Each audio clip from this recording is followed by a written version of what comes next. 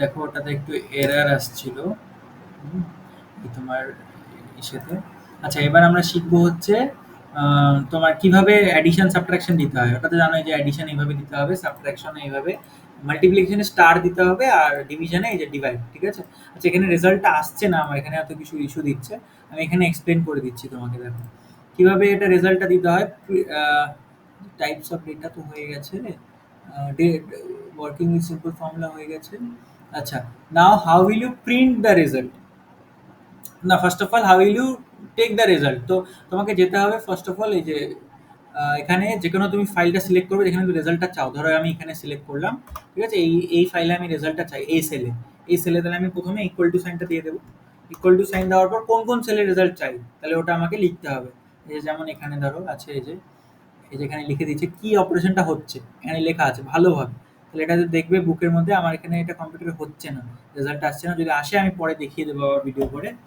আচ্ছা, এখানে দেখো এটা রেজাল্টটা এখানে চলে আসবে, ঠিক আছে? আচ্ছা, same for division, multiplication, subtraction. আচ্ছা, এবার প্রিন্ট করবো কিভাবে? ফাইলটা যা আছে ওটাকে প্রিন্ট করা হবে কিভাবে? হুম, কিভাবে প্রিন্ট করা হবে দেখো। প্রিন্ট করতে গেলে I have to go to file, ফাইলে ক্লিক করলাম। ফাইলে ক্লিক করার পর I have to go to print, এই যে প্রিন্ট অপশন ক্লিক করলাম।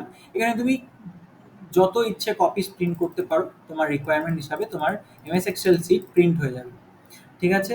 আর এখানে অনেক কিছু আরো ডিটেইল আছে। মাইক্রোসফট তুমি ফ্যাক্স করতে পারো, মাইক্রোসফট প্রিন্ট টু পিডিএফ করতে পারো। আলাদা আলাদা আলাদা আরো আছে। মার্জিনস তুমি দিতে পারো, কি মার্জিন দেবে, ঠিক আছে? তারপর কি পোর্ট্রেট ওরিয়েন্টেশন দেবে না কি দেবে, ওগুলো তোমার পেজেস হিসাবে হয়ে যাবে। আচ্ছা, এইবার আমরা যাব যে কিভাবে আমরা ওয়ার্কবুকটাকে সেভ করব, মানে ক্লোজ করব কিভাবে, ঠিক আছে? ওয়ার্কবুকটাকে ক্লোজ করে কিভাবে, আবার ফাইল অপশনে যেতে হবে। গিয়ে দেখো এই যে ক্লোজ অপশন পাচ্ছ, এখানে ক্লোজ অপশনে ক্লিক করতে হবে। ক্লোজ অপশনে ক্লিক করলে তুমি যদি ফাইলটা সেভ করতে চাও তাহলে সেভ করা শিখিয়ে দিচ্ছি কিভাবে। তুমি পিডিএফ ফরম্যাট, এখান থেকে পিডিএফ ফরম্যাট বা যে কোনো ফরম্যাটে তুমি সেভ করতে পারো। নামটাও সেভ অন্য কিছু দিতে পারো, ধরো রাত্রি নাম দিয়ে দিলাম বা আমার নাম দিয়ে দিলাম, ঠিক আছে? যে কোনো নাম দিয়ে দিলাম, এবিসি নাম দিয়ে দিলাম।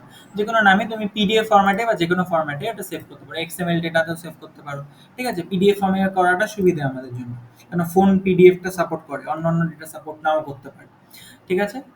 আমি ধরো সেভ করে দিলাম এখানে। আচ্ছা, তাহলে এটা আমি এই অবধি থাকবে আজকে। দেখো এটা সেভ হয়ে গেছে।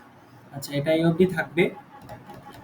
এটা আমি প্র্যাকটিক্যাল বেসড কোশ্চেন ছিল, তাই প্র্যাকটিক্যাল বেসড চ্যাপ্টার ছিল, তাই আমি এটা তোমাকে রেকর্ডেড লেকচার পাঠালাম। এটা অনলাইনে একটু প্রবলেম হতো। আচ্ছা, যদি কোনো প্রবলেম হয়, বুঝতে কোনো টপিক আমাকে বলবে। আমি কালকে এই কোশ্চেনগুলো ডিসকাস করবো। কালকে এই ১টার দিকে আমি ক্লাস নেব, ওটা অনলাইনে নেব। কালকে আমি কোশ্চেন আনসার দিয়ে দেবো এটার। আর এইগুলো সব আমি শর্ট কোশ্চেন দিয়ে দেবো, আর ইনসাইড কোশ্চেনও কালকে আমি এটা দিয়ে দেবো। ইনসাইড কোশ্চেন তো তেমন কিছু নেই এটার, এটার ওই প্র্যাকটিক্যাল বেসডই কোশ্চেন আছে। আর বাকি সব কোশ্চেন আমি কালকে নিয়ে ডিসকাস করবো, ঠিক আছে?